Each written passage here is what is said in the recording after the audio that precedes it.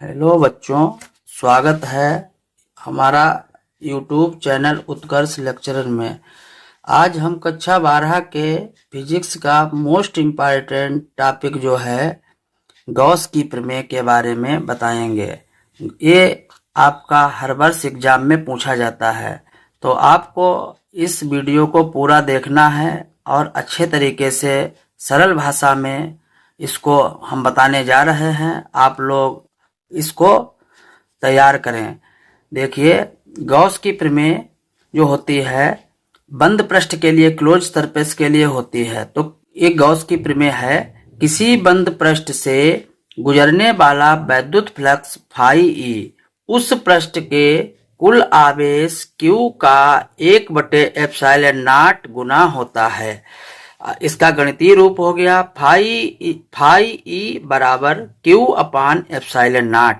तो इसमें हमने बिल्कुल जैसा ये मैथमेटिक्स में दिया हुआ है वैसे ही बताया है। भाई, कोई बंद पृष्ठ है, उससे गुजरने वाला वैद्युत फ्लक्स जो है फाई आवेश का 1/एप्सिलॉन नॉट गुना होता है।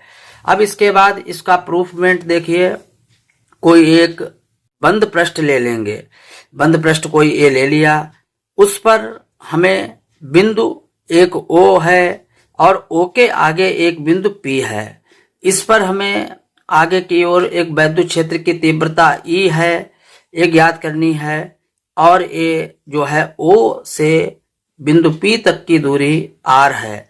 बिंदु O पर प्लस Q कोई चार्ज रखा हुआ है और हम बिंदु Q कोई है चार्ज रखा हुआ है, और डी ओमेगा जो है एक घनकोण है। तो इसको प्रूफ करने के लिए एक काम करेंगे। माना कोई बिंदु आवेश प्लस Q, जैसे फिगर बनाया वैसे लिखा है। माना कोई बिंदु आवेश प्लस Q किसी बंद पृष्ठ ए बंद पृष्ठ कोई ले लिया, के भीतर किसी बिंदु O पर स्थित है। पृष्ठ ए द्वारा कोई बिंदु P है व O से P तक की दूरी R है, और कोई अल्पांश जो है वो dA है। अब ये ऐसा क्या करेंगे, प्लस Q आवेश के कारण, जो भी प्लस Q आवेश है ये फिगर में दिखाया हुआ है, तो प्लस Q आवेश के कारण वैद्युत क्षेत्र की ये तीव्रता हमें निकालनी है। पीछे निकाल चुके हैं। वैद्युत क्षेत्र की तीव्रता को E से डिनोट करते हैं। तो E बराबर 1/4πε0 एक Q अपान ए डिस्टेंस यहाँ तक की है R स्क्वायर, इसको नंबर 1 डाल लेंगे। अब इसके बाद आएगा डी फाई ई बराबर E इंटू DA, और वेक्टर भी लगा देंगे। अब ये है डी फाई ई, ऐसे ही लिख लेंगे, बराबर। अब E पर वेक्टर हटाएंगे और DA पे भी वेक्टर हटाएंगे, तो DA cos थीटा हो जाएगा, DA cos थीटा हो जाएगा, ये नंबर 2 हो जाएगा। अब हमको ये करना है, वैद्युत क्षेत्र की तीव्रता E जो है का मान समीकरण 2 में रख देना है, ये यहाँ से। अब ये देखो, डी फाई ई बराबर E का मान ये रख दिया 1/4πε0 और Q/R²। इसके बाद DA cos थीटा हो जाएगा। अब इसके बाद हमको डी फाई ई बराबर एक Q/4πε0 और इसको DA cos θ/R² ये ले लिया।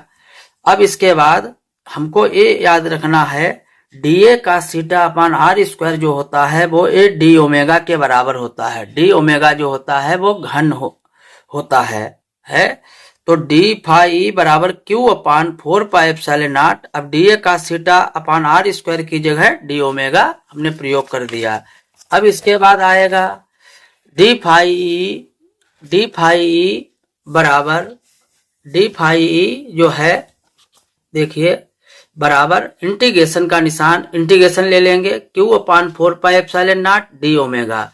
अब डी फाई ई ऐसे लिखेंगे। अब Q/4πε0 जो है वो बाहर निकाल लेंगे और डी ओमेगा का इंटीग्रेशन। अब हमको ये मालूम होना चाहिए, डी ओमेगा का जो होता है ये घनकोण होता है। डी ओमेगा ये घनकोण होता है, उसका हमें इंटीग्रेशन जो है वो 4π होता है। अब यहाँ पे डी फाई ई को हम लिखेंगे फाई ई। जब इंटीग्रेशन करेंगे तो ये डी हो जाएगा कैंसिल, ये फाई ई आ गया। 4 पाई एप्सिलॉन नॉट ए रहेगा और डी ओमेगा और इंटीग्रेशन की वैल्यू हो जाएगी 4 पाई। 4 पाई से 4 पाई कैंसिल हो पाई ई बराबर Q upon epsilon not a हो जाता है। यही आपके गॉस की प्रमेय है।